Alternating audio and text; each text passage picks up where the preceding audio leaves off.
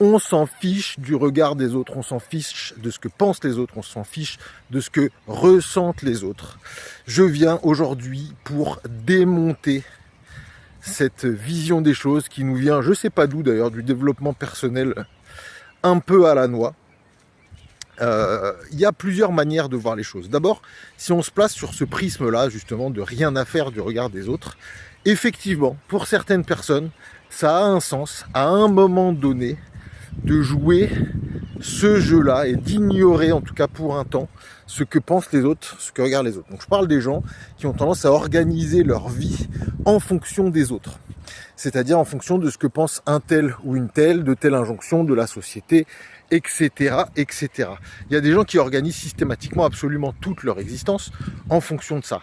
Et il y a à peu près zéro chance, sauf coup de bol, que ça fonctionne, que ce soit quelque chose d'épanouissant, qui amène de la croissance à la personne, puisque justement la personne s'est complètement coupée de son besoin à elle, de son envie à elle, et plus encore peut-être de sa vocation, mais ça je vais y revenir. L'autre axe par rapport à ça, c'est effectivement de s'en foutre complètement du regard des autres, de ce que pensent les autres.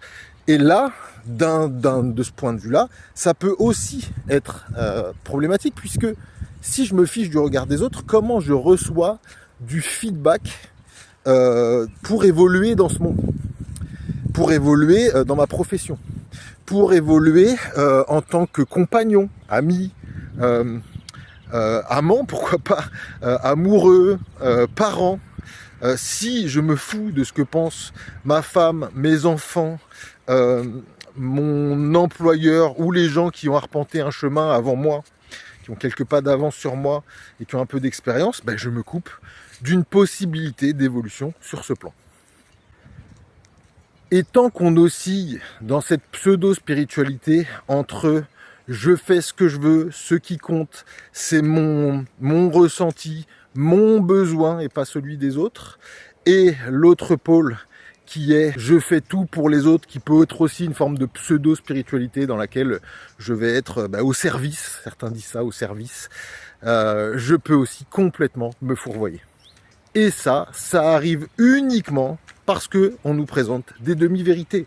Parce que sur un plan vertical, c'est-à-dire le plan de la spiritualité, le plan de l'élévation de la conscience, le plan de définir un petit peu qui on est, d'essayer d'aller à la rencontre de soi-même, sur ce plan-là, oui, on s'en fiche complètement du regard des autres. Complètement. Ça n'a aucune importance. Sur le plan horizontal, et sauf erreur de ma part, si vous voyez cette vidéo, et si vous êtes susceptible de la voir, vous êtes incarné sur Terre. Vous êtes venu là pour faire une expérience sur le plan horizontal. Vous êtes là pour être peut-être un mari, un père, un enseignant, un ami. Vous êtes là pour être peut-être plusieurs de ces choses-là à la fois. Vous êtes là peut-être pour essayer d'ajuster quelque chose, essayer d'écrire, essayer de lire, essayer d'être un artiste.